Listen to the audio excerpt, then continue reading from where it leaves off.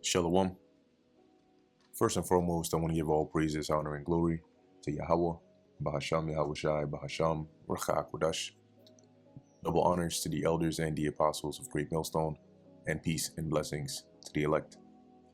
Today we're going to go into the book of 1 Kings, the 7th chapter. And in this chapter, it's mainly going into the details of the construction and the building of, some of the things that were, or some of the sectors and parts that were in King Solomon's palace, right, in his house. And then also, it goes into the buildings, the furnishings of the temple, right? So we covered the actual building, the structure, the foundation of the temple of the Lord. But now, it goes into like some of the actual materials that were in the temple, right? The table, the shewbread, the table for the shewbread, the menorah, and the basins in which they would put the water to wash and clean, the sacrifices and all of those things, right? So that's pretty much what is covered at a high level in this chapter here. So a good portion of it is just sort of just going through with those measurements and so on and so forth. So this is the book of 1 Kings chapter 7, verse 1. But Solomon was building his own house 13 years, and he finished all his house. He built also the house of the forest of Lebanon. The length thereof was 100 cubits. Now, not to be, don't get it confused, right? There are certain verses in here that mention house, but in particular, it's really referring to like a section, right? Or a chamber or a portion, okay? So in the first verse, it is his house, the palace, right? But as we go down, it has there's different parts that are included in that palace. Starting off here with the house of the forest of Lebanon, okay? So as it says here, verse 2 again, he built also the house, Slaki, the house of the forest of Lebanon. The length thereof was 100 cubits, and the breadth thereof 50 cubits, and the height thereof 30 cubits, upon 4 rows of cedar pillars, with cedar beams upon the pillars. And we already went through the benefit of cedar and why it was so frequently used in building projects. Verse 3. And it was covered with cedar above the beams, and lay on 45 pillars, 15 in a row. And there were windows in 3 rows, and light was against light in 3 ranks. And all the doors and posts were square, with the windows, and the light was against the light in 3 ranks. So like facing each other, basically. And he made a porch of pillars. The length thereof was 50 cubits, and the breadth thereof 30 cubits. And the porch was before them, and the other pillars and the thick beam were before them. And as you read through chapters like this, where there's a lot of measurements and stuff, you really have to use your imagination, because at this point in time, right, even the best 3D models that you'll find online are at best just a depiction of somebody else's imagination of these measurements here, right? So we don't actually know exactly what this looked like, but there are some close illustrations out there if you want a visual, right? Just type that in. Verse 7, then he made a porch for the throne where he might judge, right? So he had the pillar, the house of the forest of Lebanon, right? This hall, right? This long hall that had these cedar pillars and these windows and so on. Then you had this section, right? Of, as it says here, where the throne might be, where he will judge, right? It says, even the porch of judgment, and it was covered with cedar from one side of the floor to the other. And his house where he dwelt had another court within the porch, which was of like work. So once again, this is like another section or another chamber of this giant palace you can imagine. And it makes sense why it took him 13 years building that, right? So it says here, which is of like work, Solomon made also an house for Pharaoh's daughter, whom he had taken to wife, like unto this porch. See, once again, so another section that would be for Pharaoh's daughter. All these were of costly stones, according to the measures of hewed stones, sawed with saws within and without, even from the foundation onto the coping, and so on the outside toward the great court. And the foundation was of costly stones, even great stones, stones of 10 cubits and stones of 8 cubits. And above were costly stones, after the measures of hewed stones and cedars. And the great court around was round about was with 3 rows of hewn stones, and a row of cedar beams, both for the inner court of the house of the Lord Yahweh, and for the porch of the house. So now it's described, the major parts of King Solomon's palace here, and then it goes into the work that Hiram then continued, other than the building of the temple, but in terms of providing materials for us to use. But now King Solomon called him to start with the building of the actual materials that would be put in there, right? So verse 13, the king and King Solomon sent and fetched Hiram out of Tyre. He was a widow's son of the tribe of Naphtali, and his father was a man of Tyre, a worker in brass, and he was filled with wisdom and understanding, and cunning to work all the works in brass. And he came to King Solomon and wrought all his work. Now it is assumed here that this Tyre is the same one, this Hiram is the same one from the previous chapters, right? That King Solomon had made a league with, King David had made a league with, continuing on here. But just for clarity here, I'm gonna pull up the other translations here. Okay. NLT says he was half Israelite, since his mother was a widow from the tribe of Naphtali, and his father had been a craftsman in bronze from Tyre or Tyre. Right. So in this case, his mom was an Israelite, right? But as it tells us here, his father was a man of Tyre. And without further information, right, we would have to assume or go with that his father was a heathen. And if that's the case, then that would make him also a heathen, though his mom was an Israelite. There is no such thing as like you're half Israelite, because your genealogy is determined by the seed of your father. Okay. All in all, continuing. So it says here, a worker in brass, and he was filled with wisdom and understanding, and cunning to work all works in brass. And he came to King Solomon and wrought all his work. And like I said, it's assumed that this is the same Hiram from before, right? I mean, there's still a chance that it could be somebody else by the same name, but that chance is very slim, right? What are the chances of that? Anyway, verse 15. For he cast 2 pillars of brass of 18 cubits high apiece, and a line of 12 cubits did compass either of them about. And he made 2 chapiters of molten brass to set upon the top of the pillars. The height of the one chapiter was 5 cubits, and the height of the other chapiter was 5 cubits.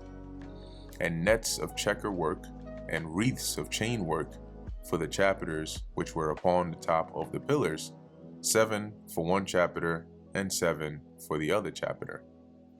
And he made pillars and 2 rows round about upon the one network, to cover the chapiters that were upon the top with pomegranates. And when the pomegranates is not like the actual fruit, but the design.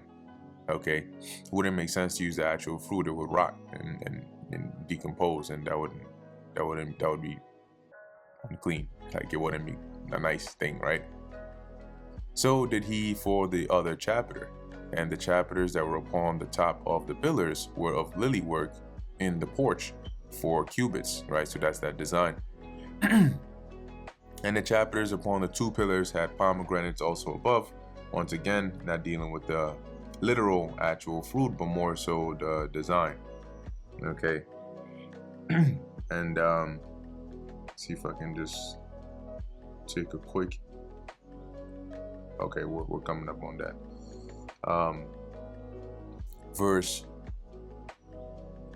Continuing 20, over against the belly, which was by the network, and the pomegranates were 200 in rows round about upon the other chapiter.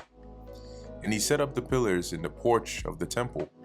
And remember that these are the materials, the part of the interior design, you can say, for the temple, right? So you had these pillars and so on and so forth, the different designs. All right, and it continues. It says, and he set up the pillars in the porch of the temple, and he set up the right pillar and called the name thereof Jachin. And he set up the left pillar and called the name thereof Boaz. Now let's look into the names here, the meanings at least. So we have Jachin, which here is Yakyana or Yakayan.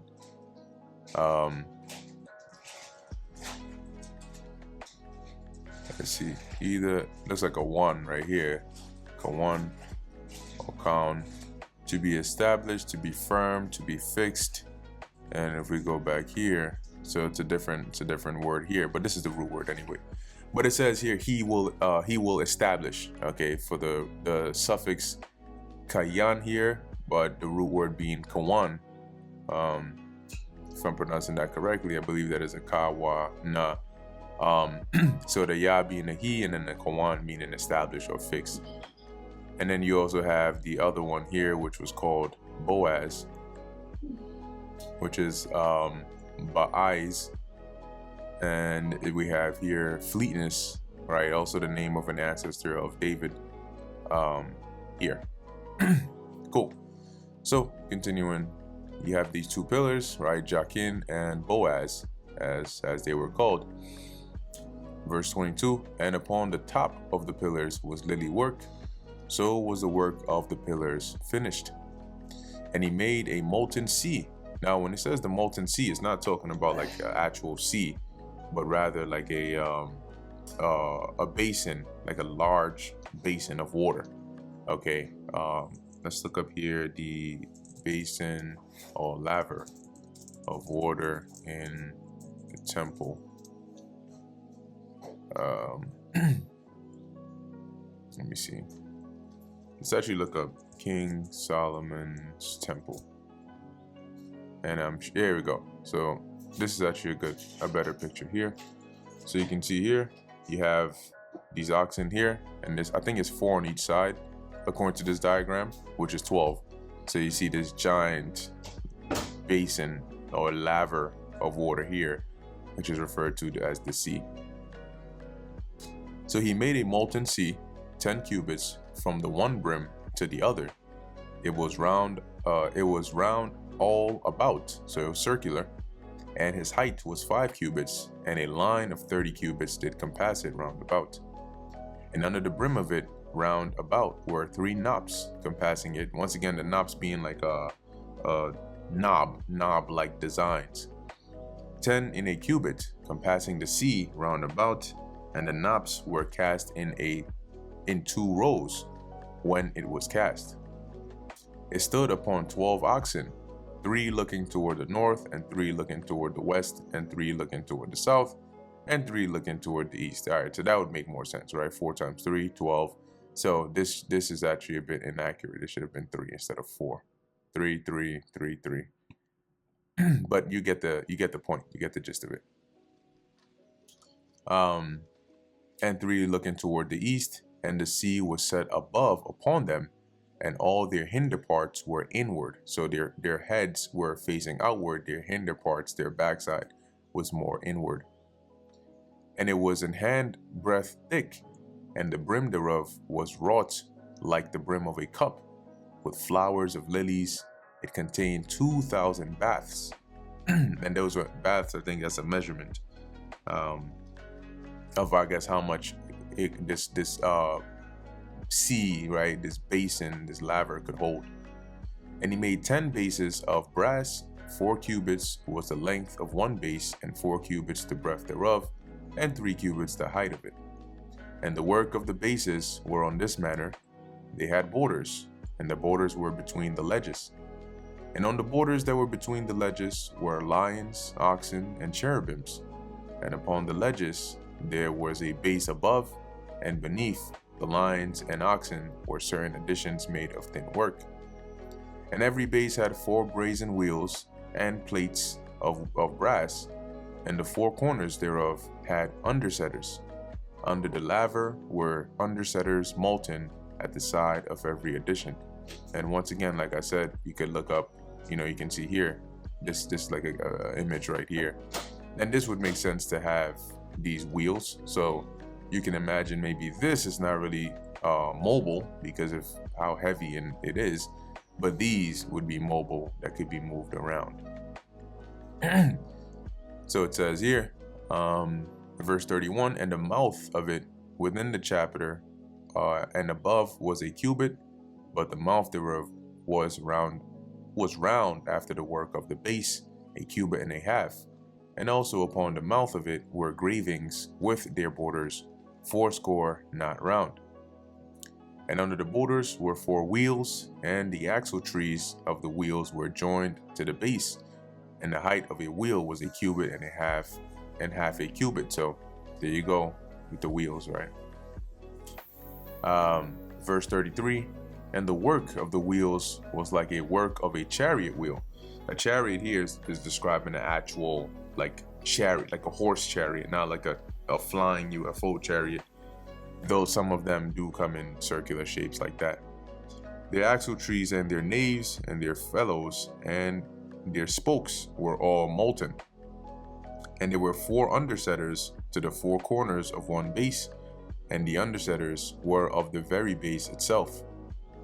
And in the top of the base was there a round compass of half a cubit high, and on the top of the base of the ledges thereof and the borders thereof were of the same. For on the plates of the ledges thereof and on the borders thereof he graved cherubims, lions, and palm trees, designs once again, according to the proportion of every one, and additions round about. After this manner he made 10 bases, all of them had 1 casting, 1 measure, and 1 size. Then made he 10 lavers of brass, 1 laver contained 40 baths, and every laver was 4 cubits, and upon every one of the 10 bases 1 laver. And he put 5 bases on the right side of the house, and 5 on the left side of the house. And he set the sea on the right side of the house eastward over against the south. And Hiram made the lavers and the shovels and the basins. So Hiram made an end of doing all the work that he made King Solomon for the house of the Lord. The 2 pillars and the 2 bowls of the chapiters that were on the top of the 2 pillars, and the 2 networks to cover the 2 bowls of the chapiters which were upon the top of the pillars, and 400 pomegranates for the 2 networks, even 2 rows of pomegranates for 1 network to cover the 2 bowls of the chapiters that were upon the pillars, and the 10 bases and 10 lavers of the bases, and 1 sea and 12 oxen under the sea. So this is describing the things that Hiram built, and the pots and the shovels and the basins, and all these vessels which Hiram made to King Solomon for the house of the Lord Yahweh were of bright brass.